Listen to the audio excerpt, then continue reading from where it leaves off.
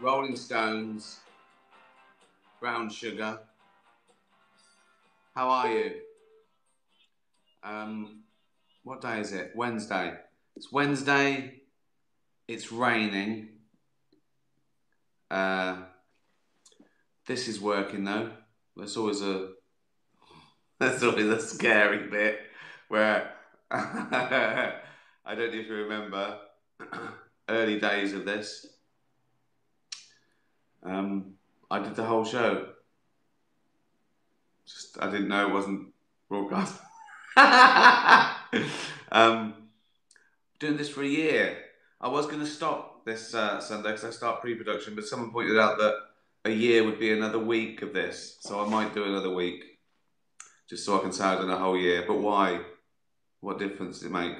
I could say I did a whole year for free, 300 show, whatever it is, right? I don't know, at least 250. Um, free half hour, and people would go, "You still doing it?" I go, "No." I go, "Right." If I could do, as I say, I've done over 1 billion 3 minutes of this, right? It's 250, 300 shows. If I sold one, if I tried to sell one, it would go, fuck off. Not buying that. Greedy bastard. Where are you, Camberwell, straight away. Missouri, Canada, more general. Newcastle. Yeah, so it was. People say it's a chilly morning there. I don't know where they are. They're saying it's chilly here. Canada. Canada's coming through. A lot in Canada. Can't wait to go to Canada. Well, can't wait to go anywhere. Can't wait to do all my shows that I was meant to do. Manchester. Um, the first one back. The first one back is Leeds Arena. That's the first show back. But it might not happen because it's before. It's like 2 days before they said big gigs have come back. Vancouver, Colorado, Vancouver, Switzerland, California, Indonesia, Glasgow, Los Angeles, I'm just saying Illinois. Right, let's do some questions. Right, Bella. The perks of being me are great hair. Yeah, you know. Queen of Zoomies. Yeah. I can outrun any dog because you're part greyhound. Um, Guilt-free snoozing for 23 hours a day. That's lazy for a dog. That's cat territory. I can choose any stick I want. No taxes. No, you don't pay tax. No, that's you don't earn money though, do you? Really better. So, um, what are the perks of being Ricky Gervais? Uh, well, I quite like it. What are the perks? I know. Okay, I know. Okay, if you mean not just being me as a person, but as like a known person or what I do, what's the perks of being me and everything I do? Uh, I think it's the fact that when I go out every morning and I scruffle dogs, I can see a dog and I go, hello. And the owner, because they recognise me off the telly or whatever, they don't think that's a maniac trying to trying to steal one. And they go, oh hello, and I'm allowed to scruffle. Jane says it's the best thing about like wherever I am. They go, that's the bloke off the telly. He's allowed to scruffle my dog. So it's that. I think dogs. I think dogs. A lot of the dogs know a lot of the great work I've done because they seem to like me. We get there's a lot like people say, oh, he doesn't usually like people, or oh, he likes you. I always feel good. I feel really special, like I've got a superpower. Like, um, so I think that's my best one. Uh, Karen, did the audience actors know that Derek was going to sing without knowing the words? or had you failed to tell them on purpose? They looked so convincingly like they were nearly pissing themselves with laughter. No, they're good actors. No, it was all planned. It was all planned that um, sometimes you don't even do it at the same time. Sometimes you let the sort of background cast or people rest. You do the thing, and then you bring them in, or vice versa. But if it's a big crowd, if you've got a big crowd, like Life on the Road, for example, if I was doing a concert at Life on the Road, all those extras, they cost a lot of money. So to have them all day being filmed, it's a nightmare. Also, where to keep them. So what you usually do is you do all the bits you need to do and get them, and then you bring the extras in, let them react to all the songs in one go, and let them go, because you've always got to think of costs. I think people don't realise how much everything costs per hour. Like the reason they make you get on the plane they keep you hanging around for hours. Then you've got 2 minutes to get on the plane. It's because those planes, like when a jumbo jet is at Heathrow at the terminal, that costs them. They have to pay like 10 grand per minute to stay there. That's why they get you on quick. So it's sort of like that with filming. You're paying everyone lots of money by the hour. You can't just have people go, yeah, we'll come to it. So no, and they knew. You can do some things. Some things are ad lib and they might laugh, but sometimes you don't want them to laugh. Particularly with my stuff, if I'm doing something that's a cringy bit of stand-up or song, I don't want them to think it's good. You want them to sort of look. But that was meant to be funny, so we said this is meant to be funny, so laugh, and they did. Simple as that. Yeah, realism. A lot of realism doesn't come because you haven't told them. The realism comes because they're good actors and they can convincingly look shocked or happy or surprised. Julia, if you could spend 1 hour with anyone on the planet to ask them questions and discuss ideas with, who would it be and what would you talk about? Edward O. Wilson. My favourite living scientist. I bet some of you haven't even got a favourite living scientist, have you? I know what you're thinking. You're thinking, Rick, you're so cool, you're so rock and roll, right? How can you have a favourite scientist, you nerd? Well, because science is cool. Science is really cool. It is. A lot of scientists are rock stars of their day. The things they said, they could be put to death, some scientists. They were fucking rock and roll. Darwin, can't say we're from apes, not God. I mean, that's rock and roll. So Edward O. Wilson, and quickly, his main study in science is insects, but from that, he he knows all about the human condition and where are we from and what are we doing, where we're going, and he knows about everything. Evolutionary biology, anthropology, morality. I talked to him about. He's got one thing that says that there's only about 20 species. Right? There's about 6 to 8 million species, right? And he's looked at this, and there's only 20 species that have developed this thing where they nurture their young in the nest till they're, they can fend for themselves. That's quite rare. And they have specialised jobs. And those species that have done that are dominant in their field. Most of those are insects, right? And the dominant ones that have done it are like social insects, ants, bees, wasps. And the other one is us, right? And whatever species does that sort of dominates in their field. So I talked to him about that and how he worked that out. So yeah, Edward O. Wilson. Check him out. Val, is it true that people become mellow with age, or does it depend on the person? Are you more relaxed about some things now than when you were younger? Yeah, yeah, it depends. Some things I'm more mellow about, and some things I'm more angry about.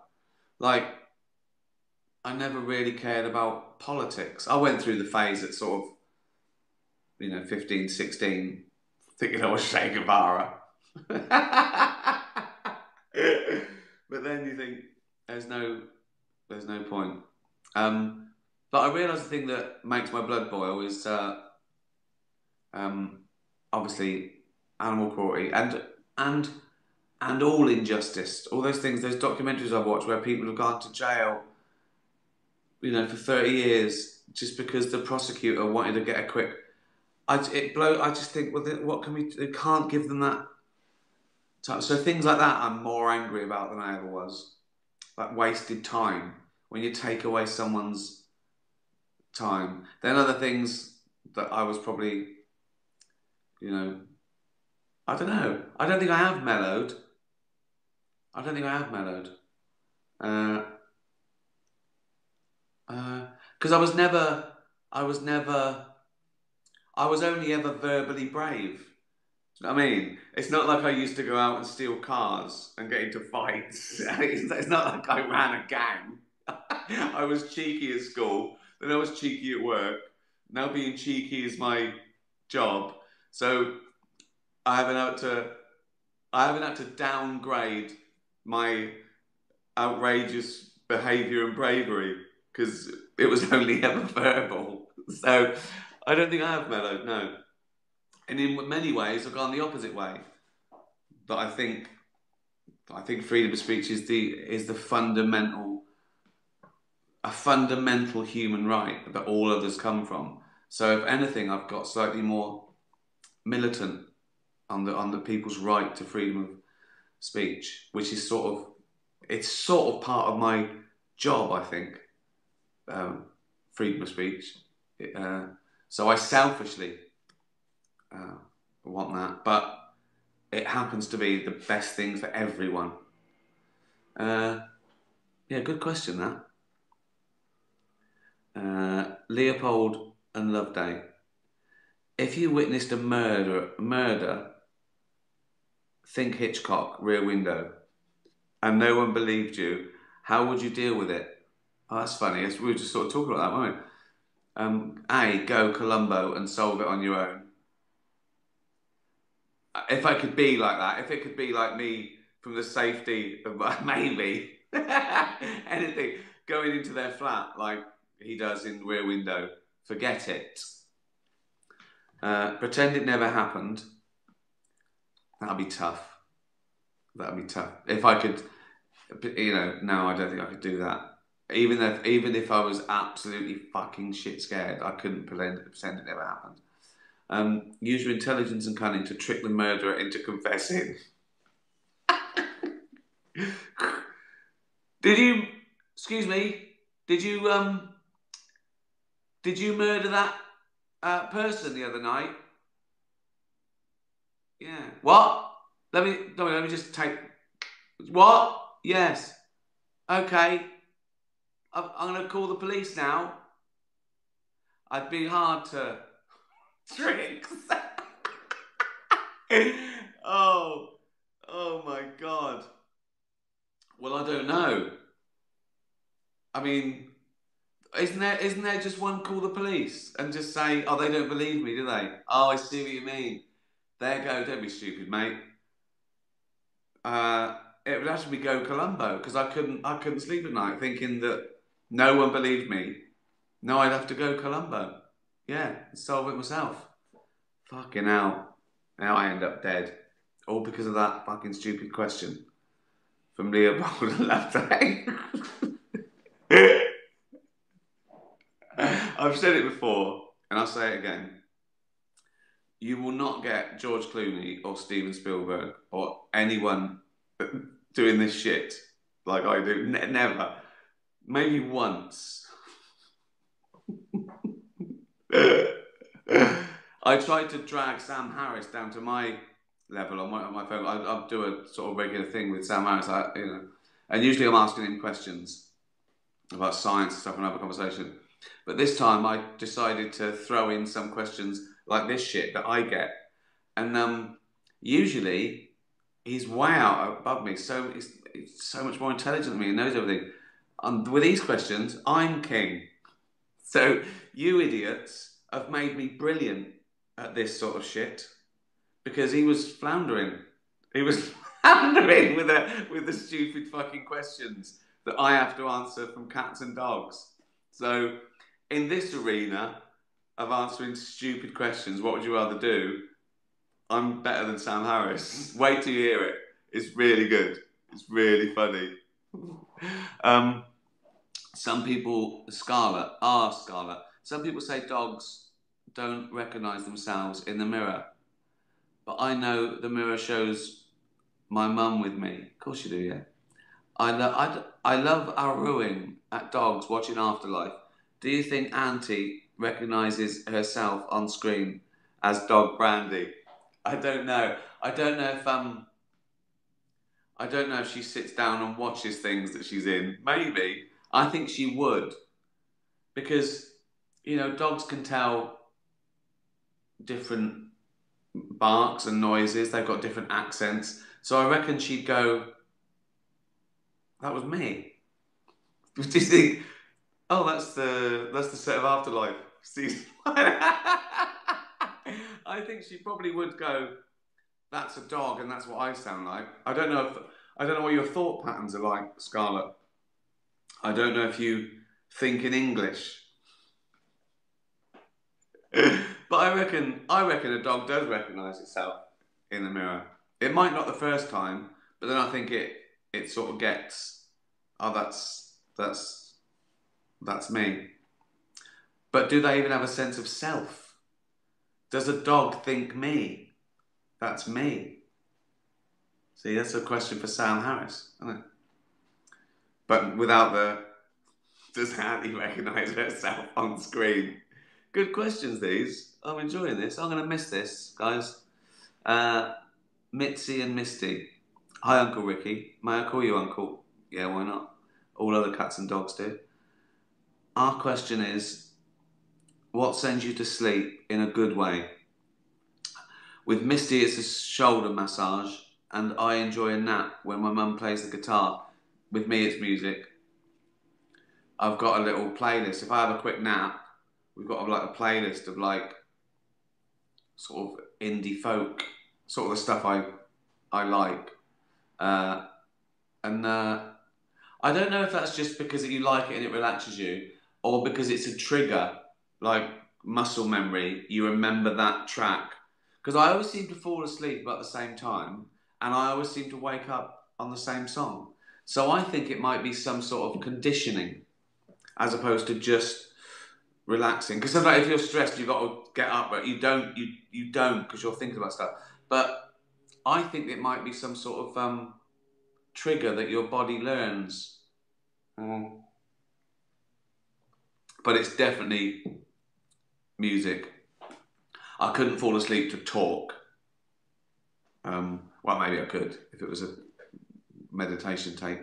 But no, I'm pretty good at falling asleep as well, if I'm tired.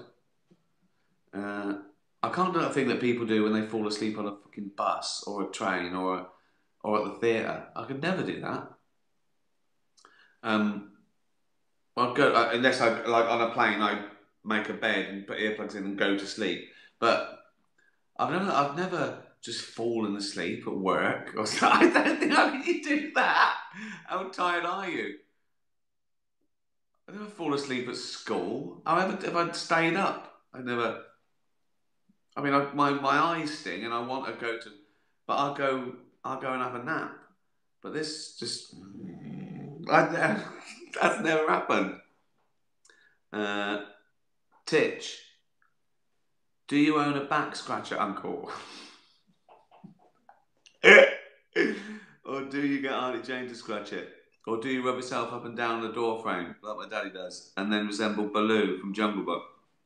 That one. I haven't got a back scratcher. I think I did have one once, like years ago. I think I did have one. But I rarely get an itchy back. Sometimes I'm walking along, I might go, oh, Jane, just got that. Or if it's a big scratch and I've got a coat on, it's against a tree. It's against a barky tree, a big barky tree. Unless I'm in my house. And then there's usually somewhere around in it, a pen or something. But no, to answer your question, I do not officially own a back scratcher. No. Great question. In amongst all the science. Flying through, aren't we? Joey, you awaken. You awaken to find swearing now has a consequence. One of the following body parts will grow each time you swear. Here we go. Your big toes, right? Here we go. B, your winky. Joey, you shouldn't be talking about my winky. C, your nose. Right, okay, I've got questions here. Which do you choose? Right. Do you mean like Pinocchio, like they go and they know you're lying and then it goes back to normal? Or do you mean every time I swear, those things get bigger and bigger? Until I've either got like 28-foot toes, a 90-foot winky, or 300-foot nose. Right? Do you know what I mean? If it's permanent, I don't know what. If it just keeps growing, then I just don't know what. I mean, they're all awful. If it's just temporary, they just go and then back. Also, do I care? If I've sworn, then they know I swore. So it's not like lying where they go, oh, you're lying. They go, you swore. I go, yeah, I know I did. I know I fucking did. So I don't know. Does it hurt? Well, you wouldn't see the winky in the toes, would you? If your winky grew like a few inches, it's just like you wouldn't. No one would know. Same with toes, unless it was really fucking painful in my shoes or something. It just like crunched, the bones crunched. Every time I swore. I suppose that's depending on how big and how much it hurt. I suppose the nose. Just so I'd swear for the sake. If it shocked people, I'd go, all right, yeah, you're right, you're okay, fucking. I go, and they go, what was that? I go, fuck knows. So fucking hell, Joey, you idiot. Your last question was stupid as well. Well done, well done, Rosie. Do you believe there are aliens? I don't like the term, but other life forms. If you do, how closely do you imagine they are to our level of intelligence, technology? Do you think they would drink booze and end up in buckets like us? Yeah. Wow. Do I believe there are aliens? I believe aliens could exist. It's not like some people say, oh, if you don't believe in God, do you believe in aliens? Well, it's not the same thing, because a belief in God, that I don't believe in God because I have no evidence. And it seems man-made and very unlikely. Whereas, however unlikely aliens are, we're proof that there is a life form in the universe. It's not like I've got one God, I've got God, so I might as well believe in the others. I go, well, there probably are others because I've got proof of this God. I haven't got proof of any gods, whereas I have got proof of a life form on a planet, in us and everything else. There's millions of examples. We've got 8 million examples, and that's 1%. So there's been hundreds of millions of examples of life forms on a planet by a sun. So there's no reason to not believe there are aliens of some sort. Although the chances of there being an alien on the right size planet, which is it's got to be the right size planet, it's got to be the right distance from its sun, It's got, of course, there's lots. It's like astronomical. But luckily, it is astronomical. Because even though it's billions to one, there are fucking billions and billions of suns and planets. So the likelihood is that there is something so far away that it'll probably never reach us. I don't know if it's intelligent like us, but you know, billions of years produces something. It might be based on something else. Intelligence might not be an advantage. You know, I think that's what people think. They think they're going to see this little thing that has got, you know, bilateral symmetry, where intelligence and dexterity. But I think it's going to be a big slug. I told you before, it's going to be a big fucking slug. You're going to get there and you're going to go, hi. And go, hello. And you go, tell us all about politics. And you go, I don't fucking know about politics. I eat my own shit. It works here. And you go, for fuck's sake. So you're used to go, they're fucking useless. And I think it's going to be disappointing.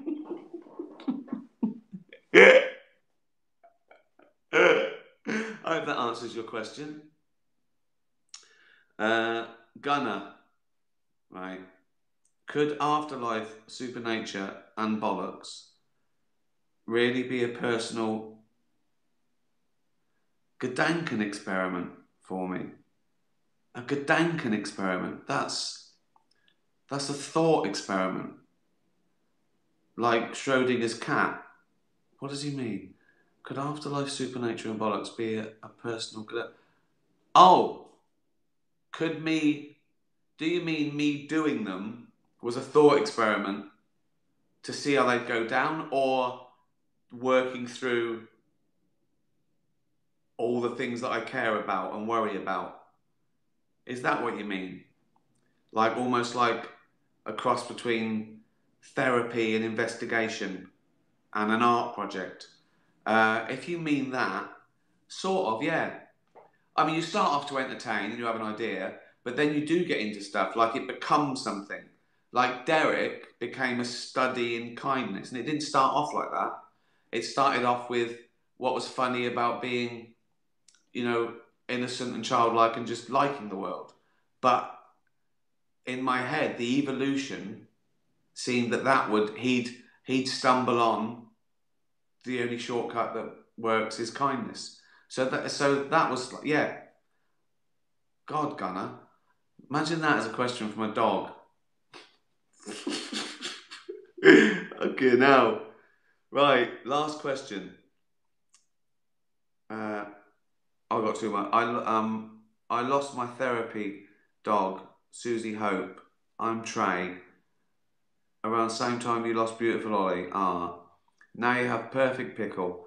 I'm thinking of another rescue, but feel so guilty. Any advice? Oh, you mustn't feel guilty. I know what you mean. You think, oh, you're betraying, you know, but that's just not the case. That's just because we're emotionally attached. But what you've got to think of is there's a dog that needs you to adopt it. You're saving a life. So that's why you've got to think of it. If you feel guilty but you don't save a dog, care about the dog. So it's a no-brainer. Adopt another dog. Save a life. But I know what you mean. I do know what you mean. You sort of feel guilty to be loving this new cat or dog when it isn't around, but they're not in any pain. So always adopt a new dog or cat. Right, last question. Brenda, hi Ricky. Does comedy have to mean anything? No. Do you mean, does it have to have a hidden meaning, like, oh, that was very satirical, and he's bringing down the Vietnamese government. Genius. No, it doesn't need to mean anything. It doesn't need to be. Mine is vaguely social satire, but it doesn't need to have a meaning other than, did it make you laugh? It can be as visceral as someone falling over. If you see someone fall over and their glasses come off,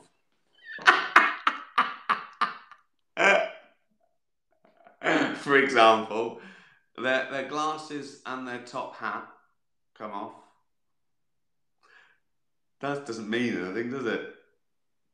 You can make it mean more in comedy, in written comedy. Like in real life, there's no meaning to someone slipping over. They didn't mean to do it. I talk about this on one of the Sam Harris podcasts where they reckon the first joke was one caveman seeing another caveman hit his head. And it's about empathy. Because that one who laughs is laughing because he knows that other caveman didn't mean to do it because he's done it. So it's about empathy. But it doesn't mean anything. And in written comedy, you can make it mean more.